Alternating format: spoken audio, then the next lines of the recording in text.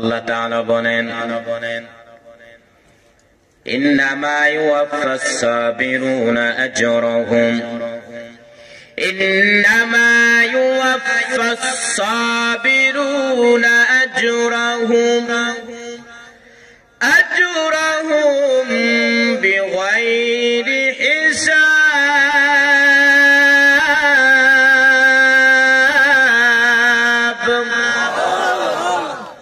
আল্লাহ তাআলা বলেন যারা ধৈর্য দান করবে আমি আল্লাহ ওই বান্দাদেরকে বিনা হিসাবে জান্নাত দান করব। এরে নবীর উম্মতের দল ধৈর্যে দৃষ্টান্ত কায়েম করলেন আল্লাহর পয়গম্বর হযরত ইব্রাহিম আলাইহিস সালাতু ওয়াস সালাম। ঠিক নি? ধৈর্যে দৃষ্টান্ত কায়েম করলেন আল্লাহর পয়গম্বর হযরত ইসমাঈল আলাইহিস সালাতু ওয়াস সালাম। ধৈর্যে দৃষ্টান্ত কায়েম করলেন আল্লাহর পয়গম্বর হযরত আইয়ুব আলাইহিস সালাতু ওয়াস সালাম। আইয়ুব নবী টাকা পয়সা অভাব নাই, সন্তানের অভাব নাই, শয়তান দেখিয়া মাথা গরম, কিন্তু আইয়ুব আলাইহিস সালাম এমন ভাবে একটা সিজন করলেন যেন একটা সেকেন্ড আমার ঘরে আল্লাহর জিকির ছাড়া যেন না যায়। শয়তানের মাথা গরম হয়ে গেল, এত ইবাদত আইয়ুব করবেটা কেমন করে হয়? আল্লাহ গো, তোমার একটু সম্পদের মায়ে পড়ে তোমার ইবাদত করে, তোমার একটু সন্তানের মায়ে পড়ে তোমার ইবাদত করে। আল্লাহ কয় না, আইয়ুব যে ইবাদত করে একমাত্র আমার মহব্বত আর ধৈর্যের সাথে ইবাদত করে। বলে না না, কয় দেখ আমি পরীক্ষা করি, সব সম্পদ গুলা আগুনে জ্বালায় দিন। আইয়ুব নবী কাছে ইবলিস কইরা আইয়ুব আর আল্লাহকে ডেকে লাভ নাই, কারণ তোমার সব সম্পদ আগুনে পুড়ে ছাই। আইয়ুব নবী মুনাজাত দেন আলহামদুলিল্লাহ। ইবলিস বলে নাউযুবিল্লাহ, বলবা আলহামদুলিল্লাহ কেন? আইয়ুব নবী ডাক দেয়া কয় আলহামদুলিল্লাহ বল কারণ আল্লাহ পাক রব্বুল আলামিন আমাকে সম্পদ দান করেছেন, এই সম্পদের কারণে ইবাদত করতে মারাত্মক ব্যাঘাত সৃষ্টি হতো। আজকে আমার সম্পদও নাই, ইবাদতের মধ্যে কোনো টেনশন নাই। ইবলিস কয় মানি না। আল্লাহ কয় দেখ আরো পরীক্ষার মধ্যে ফালায়া দিতেছি। কুরওয়াতুল্লাহ ইজিন নামক কিতাবের মধ্যে উল্লেখ রয়েছে আইয়ুব নবীর শরীরের মধ্যে কিনা পোকা ধরে গেছে। একদিন আইয়ুব তাকায় দেখে তার জিহ্বার মধ্যে পোকা। এতদিন আইয়ুব জিহ্বা নাড়া নাড়া আল্লাহর জিকির কতদিন ঠান্ডা হয়ে যেত। আজ নবী চোখে কুটাই পানি আল্লাহকে ডেকে বলি উদার বালি, এতদিন আমি এত অসুস্থ, ঠিক মতো খাইতে পারি না, কিন্তু তোমাদের জিহ্বা দেয়া যখন তোমার নামের জিকির করে আমার ক্ষুধার তৃষ্ণা মিটে যায়। আজকে আবার জিহ্বার মধ্যে পোকা, আমি কেমন স্মরণ করবো রে মালিক?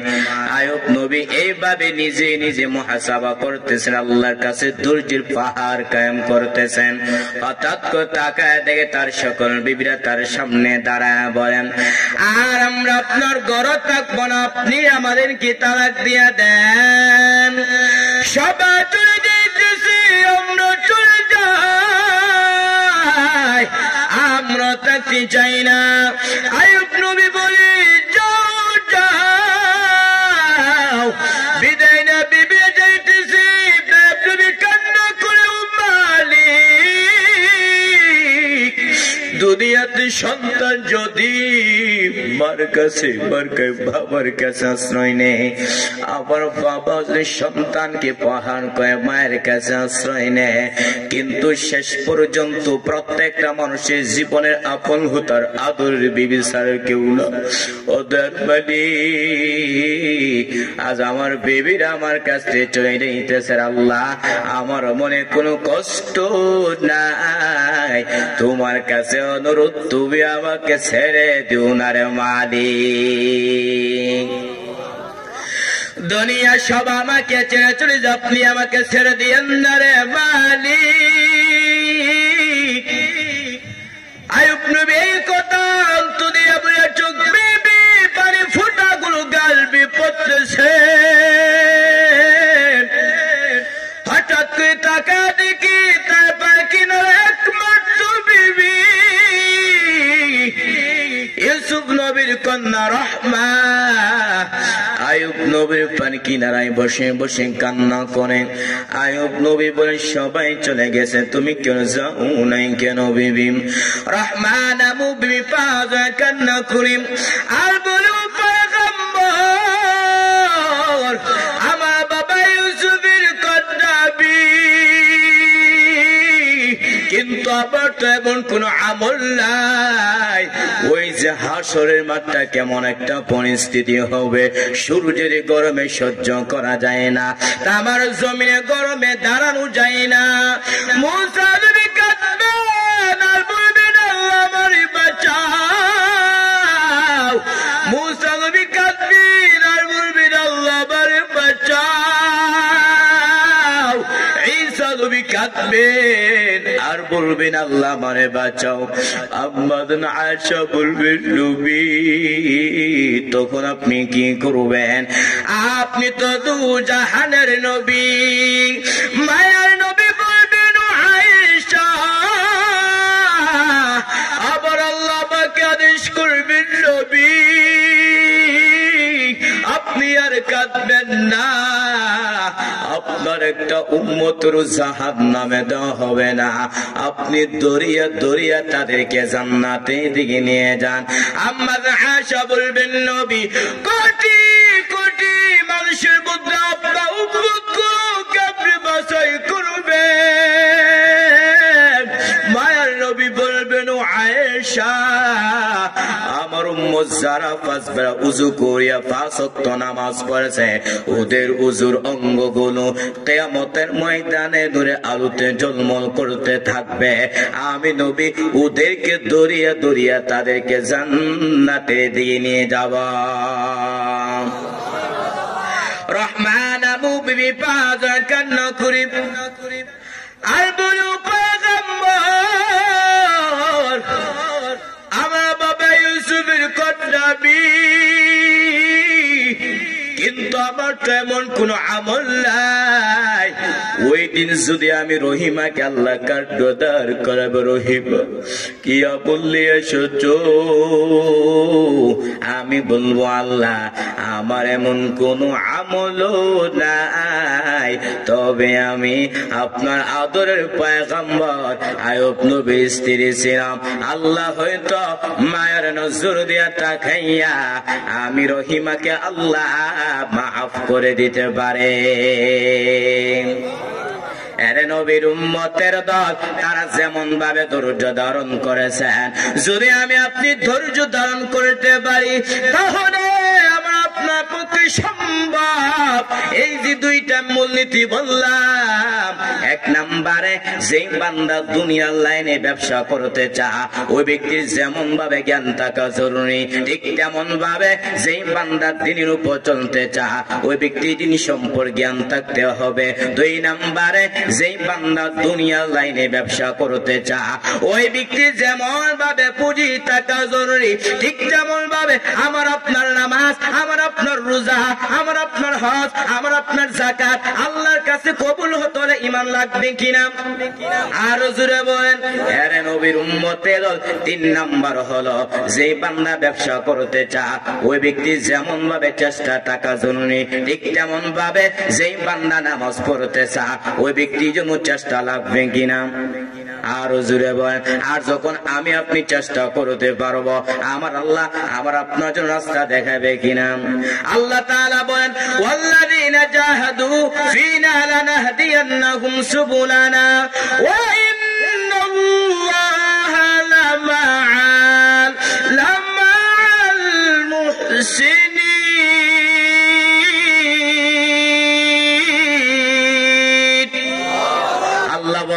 যারা আমি আল্লাহ মালিককে পাওয়ার উদ্দেশ্যে চেষ্টা করবে, আমি আল্লাহ ওই বান্দার জন্য অনেক রাস্তা দেখায় দেব। এরে নবীর উম্মতের চেষ্টা করেছেন ইমামে আজম আবু হানিফা, চেষ্টা করেছেন ইমামে শাফি রহমাতুল্লাহি আলাইহি, চেষ্টা করেছেন ইমামে আহমদ বিন হাম্বল, চেষ্টা করেছেন ইমামে মালিক। তারা কত বড় বুজুর্গ। এরে নবীর উম্মতের ছোট্ট একটা ঘটনা বলতেছি, ভালো করে শ্রবণ করেন। জামানার কুতুব ইমাম মালিক রহমাতুল্লাহি আলাইহি 70 বছর বান্দা মদিনা মধ্যে কাটায়, কিন্তু একটা জুতা পা পরিধান করেন না। প্রশ্ন করা হলো ইমাম মালিক, 70টা বছর তুমি বান্দা মদিনার মধ্যে কাটাও, কিন্তু তুমি জুতা পায়ে পরিধান করো নাই কেন? ইমাম মালিক বলেন, আমি নবীর বড় আশিক, আমি যখন মদিনার অলিগলিতে জুতা লাগাইয়া হাঁটি, আমি নাকটা লাগা দেখি পয়গম্বরের রওজা গেরান আমার নাকে লাগতেছে। ইমামুল আউয়ালিন আখিরিন বহর সাদাকা রাহমাতান লিল আলামিন, শুধু জুদাস রাহমাতান লিল আলামিন, মসজিদে ও শুধু হামারু এ জমিন। আলোচনা কি চলবে? শেষ করে দেই। আরে নবীর উম্মতের দল ওই ইমাম মালিক রহমাতুল্লাহি আলাইহি কেমন নবীর পুরো আশিক। ইমাম মালিক 70 বছর বান্দা মদিনার মধ্যে কাটা, ইচ্ছা করলে বান্দা মদিনা থেকে মক্কায় গিয়ে বান্দা বছর বছর হজ পালন করতে পারে, ইচ্ছা করলে বান্দা মদিনা থেকে মক্কায় গিয়ে বান্দা বছর বছর উমরা পালন করতে পারে। কিন্তু এত সুযোগ থাকার পর ইমাম মালিক তিনি মদিনা থেকে মক্কায় যায় না। ইমাম মালিক তার দিলের বুড়ো তামান্না, আমি যদি মদিনা থেকে মক্কা হজ করতে যাই, আর ওকে যদি আবার ইন্তেকাল হয়, আমি তো মদিনার পাশে থাকতে পারবো না। এরে নবীর উম্মতের দল একদিন ঘুমের করে ইমাম মালিকের সাথে নবীর মুলাকাত হয়ে গেছে। ইমাম মালিক নবীর সাথে কথা বলা শুরু করে দিলেন। ইমাম মালিক বলেন, ওগো আল্লাহর নবী, আজকে আপনার সাথে আবার অন্য কোন বিষয়ে কথা না। ও পয়গম্বর, আপনি আমাকে জানায় দেন আমার হাতটা কত? নবী আমার ডান হাত উঁচু করে 5টা আঙ্গুল দেখাইছে। দেখানোর পরে ইমাম মালিকের ঘুম ভেঙে গেছে। ইমাম মালিক টেনশনের মধ্যে পড়ে গেলেন। নবী আবার 5টা আঙ্গুল কি বুঝাইছে? 5টা বছর নাকি 5টা দিন নাকি 5টা মাস? ইমাম মালিক টেনশনের মধ্যে পড়ে গেলেন। ইমাম মালিক তার খাদেমকে বললেন, এ খাদেম, জলদি করে আল্লামা ইবনে সিরিনের কাছে যাও, তার কাছে যাইয়া স্বপ্নের ব্যাখ্যা জানো, তবে আমার নাম ইমাম মালিক বলবা না। খাদেম দৌড়াইয়া আল্লামা ইবনে সিরিনকে সুন্দর করে সালাম দিল আর বলতে লাগলো, এক আল্লাহর বান্দার সাথে ঘুমের মধ্যে নবীর মুলাকাত। ওই আল্লাহর বান্দা নবীকে প্রশ্ন করলেন, ওগো আল্লাহর নবী, আমার হাতটা কত আপনি জানায় দেন। নবী আমার ডান হাত উঁচু করে 5টা আঙ্গুল দেখাইছে। এবার আপনি স্বপ্নের ব্যাখ্যা করেন, 5টা বছর নাকি 5টা দিন নাকি 5টা মাস? আল্লামা ইবনে সিরিন বলেন, যেই বান্দা স্বপ্ন দেখেছে তার নামটা বলতে হবে, কারণ ওই ব্যক্তির অনুযায়ী স্বপ্নের ব্যাখ্যা দেওয়া হবে। দেওয়ানবাগির মতো কোন বেঈমান যদি বলে আমার নবী ডাস্টবিনের মধ্যে পড়ে আছে, আমি বলবো ওই বেঈমানের ঈমান ডাস্টবিনে পড়ে আছে। আল্লামা ইবনে সিরিন বলেন, যেই বান্দা স্বপ্ন দেখেছে তার নামটা বলতে হবে, ওই ব্যক্তি যদি নাম না বলে স্বপ্নের ব্যাখ্যা দেওয়া হবে। খাদেম দৌড়াইয়া ইমাম মালিকের কাছে গিয়ে বলতে লাগলো, আসসালামু আলাইকুম শাইখ, আপনার নাম না বলে স্বপ্নের ব্যাখ্যা দিবে না। ইমাম মালিক তার খাদেমকে বললেন, এ খাদেম, জলদি করে আমার নামটা ডবল দাও। তারপর স্বপ্নের ব্যাখ্যা জানা বড় জরুরি। খাদেম দৌড়াইয়া আল্লামা ইবনে সিরিনকে বলতে লাগলো, এই স্বপ্নটা ইমাম মালিক দেখেছেন। আল্লামা ইবনে সিরিন বলেন, আমিও মনে মনে ভেবেছিলাম যে স্বপ্নটা ইমাম মালিক ছাড়া অন্য কেউ দেখতে পারে না। আল্লামা ইবনে সিরিন বলেন, নবী আমার 5টা আঙ্গুল দিয়ে বুঝাইছেন 5টা বিষয় এমন আছে যে 5টা বিষয় সম্পর্কে আল্লাহ ছাড়া দুনিয়াতে কেউ জানে না। 1 নম্বরে একটা মানুষ আগামীকাল কি রুজি করবে, কি খাবে, কে জানেন? আর জোরে বলেন। 2 নম্বরে একটা মানুষ কখন কোথায় মারা যাবে, কে জানেন? 4 নম্বরে মায়ের গর্ভের সন্তানটা ছেলে হবে নাকি মেয়ে হবে, কে জানে? 5 নম্বরে কিয়ামত কখন সংঘটিত হবে, কে জানে? আরে নবীর উম্মতের 4টা বলেছি, 5 নাম্বার হলো আগামীকাল বৃষ্টি হবে নাকি হবে না, কে জানে? আরে নবীর উম্মতের মোট কথা হইল গায়েবের মালিক কে? আর জুনে বলেন, আলিমুল গায়বি ওয়াশ শাহাদাতি হুয়ার রহমান হুয়ার রহিম।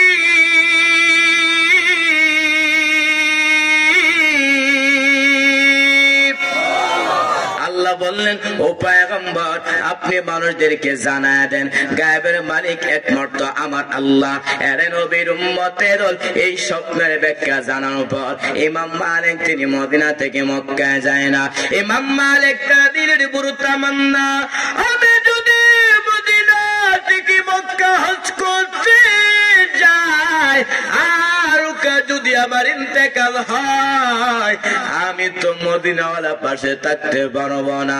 এরে নবীর উম্মতের তারা যেমন ভাবে নবীকে মহব্বত করেছে, নবীও কি তাদের প্রতি কি কোনো কম মহব্বত ছিল নাকি?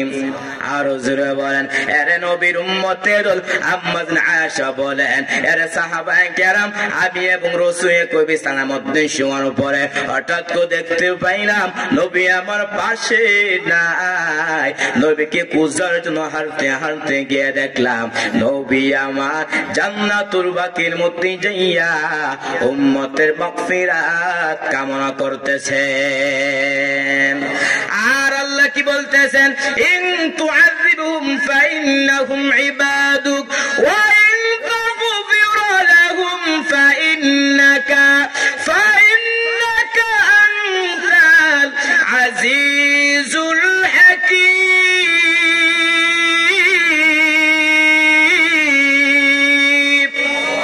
আল্লাহ কাছে বলতেছেন, ও মালিক, ইন তুআযিবহুম ফাইন্নাহুম ইবাদুক, ও আল্লাহ তারাই তো আপনার বড় বান্দা, যদি আপনি তাদেরকে শাস্তি দেন, ওয়া ইন তাগফির লাহুম, যদি আপনি তাদেরকে ক্ষমা করে দেন, আপনি তো হচ্ছে প্রজ্ঞাময় পরাক্রমশালী। এরে নবীর উম্মতের দল, যেই নবী আমার আরামের ঘুমকে হারাম করিয়া জান্নাতুল বাকির মধ্যে যাইয়া উম্মতের মাগফিরাত কামনা করে, ওই নবীর সুপারিশ তারা কি জান্নাতে যাওয়া সম্ভব হবে? আরো জোরে বলেন, ওগো নবীর উম্মতেরা হইয়া দিশাহারা, কোরআন হাদিসের চলো যখন যাহা চাই মনে, নবী বিনে কে তোরাবে ফুল সিরাত মিজানে, নবী বিনে কে তোরাবে ফুল সিরাত মিজানে। নবী আমার জীবন ভরে দিনের লাগি কষ্ট করে, দান দান শহীদ করিল, দান দান শহীদ করিল উহুদের ময়দানে, নবী বিনে কে দৌড়াবে ফুল সিরাত মিজানে, নবী বিনে কে দৌড়াবে ফুল সিরাত মিজানে। এরে নবীর উম্মতের দল তারা যেমন ভাবে চেষ্টা করেছেন, যদি আমি আপনি চেষ্টা করতে পাই তাহলে আমার আল্লাহ আমার আপনার রাস্তা দেখাবেন কিনা? আরো জোরে বলেন। আল্লাহ তাআলা বলেন, ওয়াল্লাযীনা জাহাদু ফীনা লানাহদিয়ান্নাহুম সুবুলানা ওয়া ইন্নাল্লাহা লামা'আল মুহসিনিন।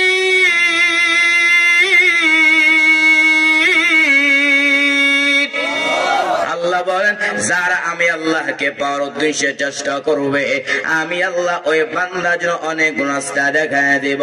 এরে নবীর উম্মতের এই তিনটা মূলনীতির উপর আলোচনা শেষ করব।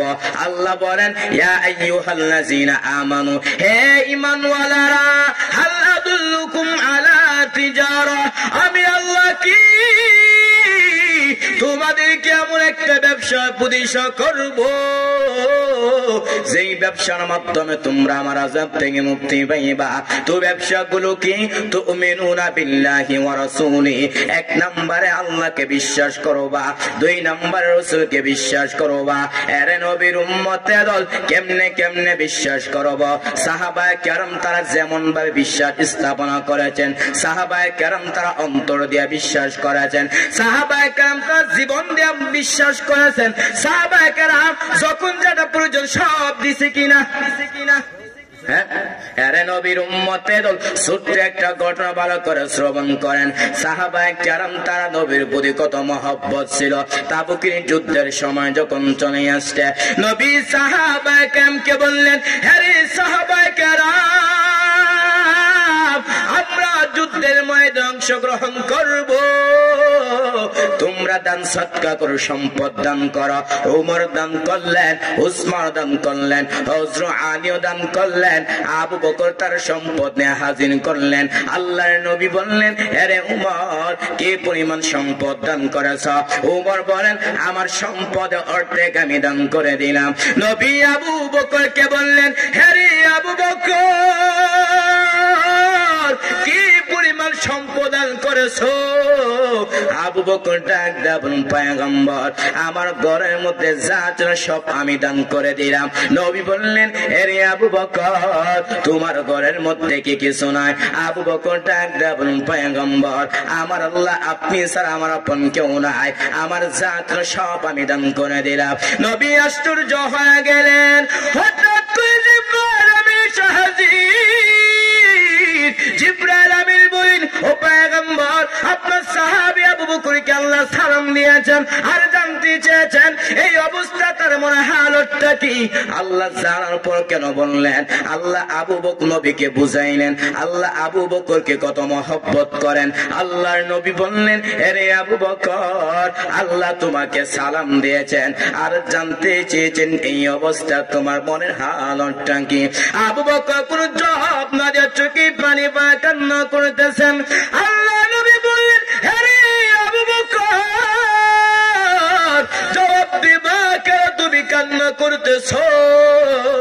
আবু বকর কান্না করে বলল, পয়গম্বর, আমি আবু বকর ছিলাম জাহান্নামীর আসামি। আমি আবু বকরকে কে চিনত, কিন্তু আপনার সুহবতে আসার কারণে আল্লাহ আমাকে এত সম্মান দান করেছেন, যার বদৌলতে আমি আবু বকরকে আল্লাহ সালাম পাঠাইছেন। আরে নবীর উম্মতের দল শুধু সাহাবায়ে কেরাম একজন না, লক্ষ লক্ষ সাহাবায়ে কেরাম তারা নবীর জন্য কত আশিক ছিল। ঘটনা শুনবেন, আরো জোরে বলেন। নবী আমার একদিন শীতের মধ্যে হুজরা শরীফ থেকে বের হয়েছেন। হঠাৎ একজন সাহাবী দেখতেছেন, যেই সাহাবী নবীর কামরার সামনে দাঁড়াইয়া শীতের মধ্যে দর দর করে কাঁপতেছে। সামান্য একটু কাপড় দিয়ে লজ্জাস্থানটা ঢাইকা শীতের মধ্যে দর দর করে কাঁপতেছে। নবী ওই সাহাবীকে বললেন, কে রে তুমি? ওই সাহাবী ডাক দেন, পয়গম্বর, ওগো আল্লাহর নবী, ইসলাম গ্রহণ করার পূর্বে আমার নামটা ছিল আব্দুল উজ্জা। ও পয়গম্বর, ইসলাম গ্রহণ করার পর আমার নামটা রেখে দিয়েছেন আব্দুল্লাহ, আমি হলাম সেই আব্দুল্লাহ। নবী বললেন আমার আব্দুল্লাহর বাপ চাচাতো ধনী, সকাল বেলা একটা কাপড় পরিধান করে, বিকালে আরেকটা কাপড় পরিধান করে, কিন্তু এখন তো দেখা যাচ্ছে আমার আব্দুল্লাহর গায়ে একটা কাপড় নাই, শুধু একটা কাপড়ের টুকরা দিয়ে লজ্জাস্থান দাঁড়াইকা শীতের মধ্যে ধর ধর করে কাঁপতেছে। তার কারণটা কি? ওই সাহাবীটা বলেন ও গো নবী, আমি কি আপনার দরবারে আসজ করলে নবী? আমার চাচা বলেছে আব্দুল্লাহ মুহাম্মদের দরবার ছাড়তে হবে নতুবা আমার দরবার ছাড়তে হবে। আমি বললাম এরে চাচা যান, আমি সব ছাড়তে পারি কিন্তু মায়ার নবী দরবার ছাড়তে পারবো না। এই কথা বলার পর আমার চাচা বলে আব্দুল্লাহ যেহেতু মুহাম্মদের দরবার ছাড়তে পারবো না তাহলে কাপড়গুলো দিয়ে যাও। উদ্দেশ্য হলো আমি উলঙ্গ হলে লজ্জাস্থান ঘর থেকে বের হতে পারবো না। আমার মাকে বললাম মা, হেরে আমার আম্মা জান, আমাকে একটা কাপড় টুকরা দে। ওই কাপড় টুকরা দিয়া লজ্জাস্থানটা ডাইকা নবীকে যদি একটা নজর দেখতে পারি জীবনের কোন আকাঙ্ক্ষা থাকবে না। ও পয়গম্বর এই কথা বলার পর আমার আম্মা আমাকে একটা কাপড় দিল, সেই কাপড়ের টুকরা দেয়া লজ্জাস্থানটা ডাইকা আপনার সামনে দাঁড়িয়ে আছে আপনাকে একটা নজর দেখার জন্য। নবী আমার ওই সাহাবীর কথা শোনার পর নবীজির চোখ দিয়ে টপ টপ করে পানি পড়তেছে। নবী বললেন আব্দুল্লাহ আমার কাছে আয়, তোর বল কোন আকাঙ্ক্ষা আসেনি। আব্দুল্লাহ চোখে পানি পা কান্না করার বলো পয়গম্বর ও গো আল্লাহর নবী, আমার এমন কোন আকাঙ্ক্ষা নাই, তবে আপনি আমার জন্য দোয়া করেন আল্লাহ যেন আমাকে শাহাদতে মৃত্যু দান করে। নবী আমার ওই সাহাবীর জন্য যখন দোয়া করলো হঠাৎ কোন একটা যুদ্ধ আসলো। আব্দুল্লাহ রাস্তার মধ্যে দুনিয়া চাইনা বিদায় হয়ে চলে গেছেন। নবী সাহাবা কেমকে বললেন হেরে আবু সাহাবায়ে কেরাম, এ তোমরা আমার আব্দুল্লাহকে গোসল করাও, আমি জিনুস আব্দুল্লাহ জানাজাটা পড়াইব। সাহাবায়ে কেরাম আব্দুল্লাহকে সুন্দর করে গোসল করানোর পর নবী আমার ওই সাহাবীর জানাজাটা পড়াইছে। জানাজা পড়ানোর পর সাহাবায়ে কেরাম আব্দুল্লাহর লাশটা নিয়ে যখন কবরের মধ্যে উপস্থিত হয়ে গেলেন, নবী সাহাবায়ে কেরামকে বললেন হে সাহাবায়ে কেরাম, কে তোমরা কবরের মধ্যে প্রবেশ করবে না? নবী আমার ওই কবরের মধ্যে প্রবেশ করব। সাহাবায়ে কেরাম কি বললেন হে সাহাবায়ে কেরাম, এ তোমরা আমার আব্দুল্লাহ লাশটা আমার হাতে দাও। নবীর হাতে আব্দুল্লাহ লাশটা দেওয়ার পর নবী আমার লাশটা আকাশে উঁচু কইরা বলতেছেন ও মালিক, আমিও আব্দুল্লাহ আপন সন্তুষ্ট হইলাম, তুমিও তার উপর সন্তুষ্ট হয়ে যাও। মরণের চিঠি যখন আসবে আমার, কালেমার তালকিন দিও বারে বার, প্রাণ ভরে দেখিবা চেহারা তোমায়, দেখে নাও রোজা তোমায়। রাসূলুল্লাহ কি উপায় হবে আমার, হাবিবুল্লাহ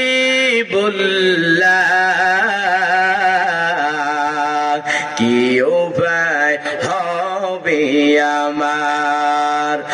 ওই মদিনার পথের ধুলি মাখতাম আমি ফেলে সুরমা বলি, ফিরে পেত নয়ন নূরের আধার, দেখে নাও রোজা তোমায়। রাসূলুল্লাহ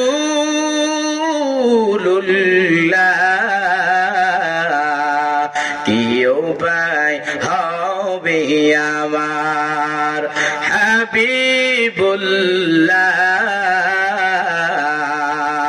কি উপায় হবে আমার। এর নবীর উম্মতের সাহাবায়ে কেরাম তারা যেমন ভাবে আল্লাহ এবং তার রাসূলকে বিশ্বাস স্থাপনা করেছেন, সেইভাবে যদি আমি আপনি বিশ্বাস স্থাপনা করতে পারি, তাহলে আমাকে আপনাকে আল্লাহ জাহান্নাম থেকে মুক্তি দিবে কিনা। আর হুজুর বলেন, আল্লাহ তাআলা বলেন, ইয়া আইয়ুহাল্লাযীনা আমানু হাল আদুল্লুকুম আলা তিজারা, আমি আল্লাহ কি তোমাদের কেমন একটা ব্যবসার প্রতিষ্ঠা করব যেই ব্যবসার মাধ্যমে তোমরা আমার আযাব থেকে মুক্তি পাইবা। এর নবীর উম্মতের আল্লাহর আযাবটা কেমন ভয়ঙ্কর এখন শুনেন। মুসনাদুল ইমাম আযম আবু হানিফা রাহমাতুল্লাহি আলাইহি একটা হাদিস এনেছেন, জাহান্নামের মধ্যে দুইটা বান্দা জাহান্নামের মধ্যে জ্বলতেছেন, আর ইয়া হান্নান আর বলতেছে ইয়া বান্নান। এই সাইয়্যিদুল মালায়েকা হযরত জিবরাইল আলাইহিস সালাতু ওয়াস সালাম এই দৃশ্য দেখার পর আমার আল্লাহ আরশ আযমের সামনে হাজির। আমার আল্লাহ তাআলা কি বলবেন, ও আল্লাহ জাহান্নামের মধ্যে দুইটা বান্দা জাহান্নামের মধ্যে জ্বলতেছেন, আর ইয়া হান্নান আর বলতেছে ইয়া বান্নান, ও আল্লাহ যদি অর্ডার দেন ওই দুইটা বান্দাকে আপনার সামনে হাজির করব। আল্লাহ জিবরাইল আমিন কি বলবেন, হে জিবরাইল আমিন যাও জাহান্নামের মধ্যে ঢুকে যাও, জাহান্নামের মধ্যে ঢুকে এই বান্দাগুলোকে আমার সামনে নিয়ে আসো। জিবরাইল আমিন জাহান্নামের মালিক ফেরেশতাকে যখন বলবে, মালিক ফেরেশতা জাহান্নামে প্রত্যেকটা আনাচে কানাচে খুঁজতে থাকবে, কিন্তু এই দুইটা বান্দার বডিগুলো খুঁজে পাবে না। জিবরাইল আমিনকে ওই মালিক ফেরেশতা যখন বলবে, মালিক ফেরেশতা আবার আমার আল্লাহ আরশ আযমের সামনে হাজির, আমার মালিককে বলবে, ও মালিক জাহান্নামের মধ্যে ওই দুইটা বান্দাগুলো তো খুঁজে পাইতেছে না।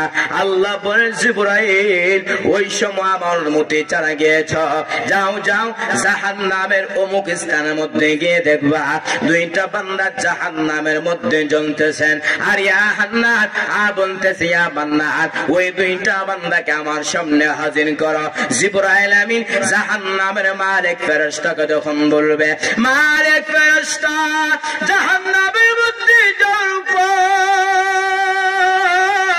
জাহান্নামের মধ্যে দেখবে ওই দুইটা বান্দা জাহান্নামের মধ্যে জ্বলতে জ্বলতে একদম আগুনে আঙ্গার হয়ে গেছে।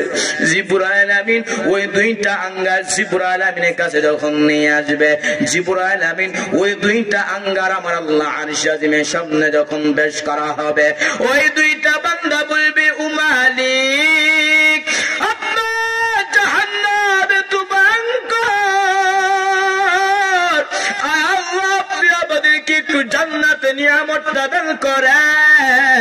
আল্লাহ তাআলা ওই দুইটা বান্দাকে বলবেন, এরা দুইটা মানুষ আমি আল্লাহকে তোমাদেরকে অনর্থক বানাইলাম, আমি আল্লাহ তো সুন্দর জমিন দিলাম, আমি আল্লাহ তো সুন্দর আসমান দিলাম, আমার নিয়ামত পাইয়া আবার তোমরা ধারণা করছো আমার কাছে আসবে না। আল্লাহ তাআলা বলেন, আফা হাসিবতুম আন্নামা খলাকনাকুম আবাসাও ওয়া আন্নাকুম ইলাইনা লা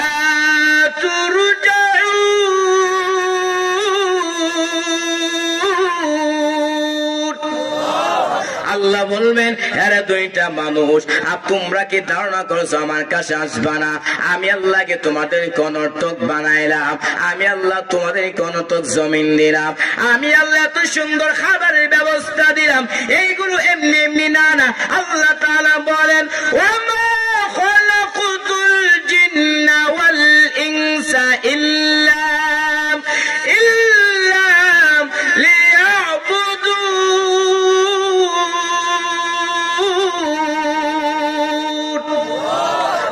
বলবেন, এরা বলে দুইটা মানুষ, আমি আল্লাহ এত সুন্দর জমিন দিলাম, আমি আল্লাহ এত সুন্দর খাবারের ব্যবস্থা করলাম, আমি আল্লাহ এত সুন্দর ফলের ব্যবস্থা করলাম আমার ইবাদত করার জন্য।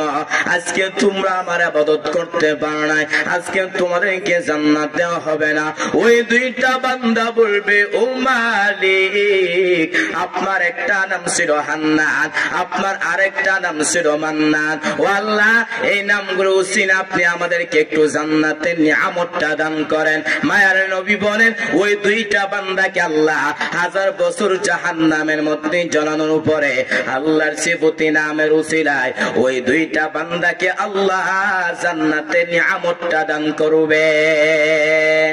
ইয়া ইলাহি তো মেরা মাবুদ হায়, ইয়া ইলাহি তো মেরা মাশूक है, या इलाही मुझसे मुझको दूर कर, या इलाही तू मेरा हन्नान है, कुफ्र शिरक मेरे दिल से दूर कर, मेरे दिल में इश्क हक गुलजार कर। আল্লাহ বলেন, ইয়া আইয়ুহাল্লাযীনা আমানু, হে ঈমানওয়ালারা, হাল আদুল্লুকুম আলা তিজারা, আমি আল্লাহ কি তোমাদেরকে এমন একটা ব্যবসার উপদেশ করব যার মাধ্যমে তোমরা আমার আযাব থেকে মুক্তি পাইবা। তো আল্লাহর আযাব থেকে বাঁচতে হলে সেই ব্যবসাটা কি? তুমিনুনা বিল্লাহি ওয়া রাসূলি, 1 নম্বরে আল্লাহকে বিশ্বাস করবা, 2 নম্বর কাকে? আর রাসূল বলেন, আরে নবীর উম্মতের আল্লাহ এবং তার রাসূলকে বিশ্বাস করতে পারলে আল্লাহ আমাকে আপনাকে আল্লাহ জাহান্নাম থেকে মুক্তি দিবে কিনা? আর রাসূল বলেন, আরে নবীর উম্মতের কারো পক্ষে সম্ভব আল্লাহর আযাব ভয়ঙ্কর সহ্য করা? আর রাসূল বলেন, আরে নবীর উম্মতি দল, আল্লাহর আযাব তো ভয়ঙ্কর, শুধু তাই নয়, হাসরের মাঠটা কেমন একটা পরিস্থিতি হবে। বর্তমানে একটা সূর্য 30 কোটি 9 লক্ষ আমার উপরে সূর্য, কিন্তু এখন সূর্য নাই। হাসরের ময়দানে আল্লাহ সূর্যকে বলবে, সূর্য তোর যত তাপ আছে তুই জমিনের মধ্যে ছেড়ে দে। সূর্যের তাপে জমিন হয়ে যাবে তামা, গুনাহগারে মগজ বারের মাটির মারের মতো ঠাস ঠাস করে বেঁচে যাবে। শুধু তাই না, অপর দিকে জাহান্নাম কঠিন হুঙ্কার মারে। আল্লাহ তাআলা বলবেন, আরে ফেরেশতার দল, তোমরা জাহান্নামকে ভালোভাবে আঁকড়ে ধরো। 70,000 রহমতের ফেরেশতারা জাহান্নামকে ধরতে পারে না। জাহান্নাম বিকট আওয়াজ দেয়, জাহান্নামের আওয়াজ হাসরের ময়দানটা থরথর করে কেঁপে উঠবে। আমার আপনার নবী, মায়ের নবী সেজদায় পড়ে কাঁদবেন আর বলবেন, আল্লাহ আপনি জাহান্নামকে ফেরায় দাও, আমার একটা উম্মত জাহান্নামে গেলে আমি মুহাম্মদ আপনার তুমি জান্নাতে যাব না। আল্লাহ বলবেন, ও পয়গম্বর, ওয়ালা সাউফা ইউতিকা রাব্বুকা ফাতারদা, ও পয়গম্বর আমি আল্লাহ আপনাকে বেজান করব না, আমি আল্লাহ আপনার একটা উম্মত জাহান্নামে দেব না। আমার আল্লাহ তাআলা কুদরতি হাতের মাধ্যমে সামান্য একটু পানি দিয়ে ফেরেশতাদেরকে বলবে, আরে ফেরেশতারা তোমরা জাহান্নামে গিয়ে পানিটা ছিটা দাও। ফেরেশতা যখন জাহান্নামে গিয়ে পানিটা ছিটা দিবে, জাহান্নাম পিছনে বাড়তেছে পিছনে বাড়তেছে। ফেরেশতা বলবে, রে মালিক এটা কেমন পানি দিছ? এটা কি হাতের পানি নাকি জমজমের পানি নাকি কাউসারের পানি? আল্লাহ বলবে, না রে ফেরেশতারা, এটা জমজমের পানিও না, এটা কাউসারের পানিও না, এটা বেহাতে পানিও না, ওই পানিটা হলো আমার আখির জামানার পয়গম্বরের উম্মতের চোখের পানি। অতএব চোখের পানি ফেলা কান্না করতে পারলে আল্লাহ জাহান্নাম থেকে মুক্তি দিবে কিনা? কিনা, আল্লাহ অবশ্যই জাহান্নাম থেকে মুক্তি দিবে। এজন্য তিনটা মূলনীতি বলেছিলাম। 4 নাম্বার মূলনীতি বলে আলোচনা শেষ করব। 4 নাম্বার মূলনীতি হচ্ছে, যারা দুনিয়ার লাইনে সেক্টরে ব্যবসা করতে চায়, এরা মৌসুমের প্রতি তার খেয়াল রাখতে হবে, ঠিক না? সামনে রমজান আসতেছে, যারা ইফতার বানায় তাদের আগের থেকে প্রস্তুত যে সামনে রমজান আসতেছে, না খায় না ঘুমায়, কমপক্ষে ইফতারে কি করতে হবে, ভালো করে ব্যবসা করতে হবে। ঠিক তেমন ভাবে আমি আপনি ইমানদার বান্দা, আমার আপনার চিন্তা ফির করতে হবে, সামনে রমজান আসতেছে। এজন্য নবীজি বলেন, যখন রজবের চাঁদ দেখতো তখন নবীজি বলতেন, আল্লাহুম্মা বারিক লানা ফি রজব ওয়া শাবান ওয়া বাল্লিগনা রমাদান। হে আল্লাহ, আপনি আমাদের কি রজব এবং শাবানের মধ্যে বরকত দেন, ওয়া বাল্লিগনা রমাদান, এবং আপনি আমাদের কি করেন, রমজানে পৌঁছায় দেন। অতএব তাদের যে চিন্তাধারা ছিল, যে মূলনীতি ছিল, তারা যেমন ভাবে আমরা আপনার পুষ্টি গ্রহণ করতে হবে কিনা, চিন্তা ফির করতে হবে। অতএব 4টা মূলনীতি বলেছিলাম, আবার সংক্ষিপ্ত আকারে বলতেছি। 1 নম্বরে, যেই বান্দা ব্যবসা করতে চা, ওই ব্যক্তি তার সর্বপ্রথম তার দায়িত্ব হচ্ছে জ্ঞান থাকতে হবে। নাম্বার 2, ঠিক তেমন ভাবে যেই বান্দা দিনের উপর চলতে চা, ওই ব্যক্তি দিন সম্পর্কেও কি থাকতে হবে, জ্ঞান থাকতে হবে।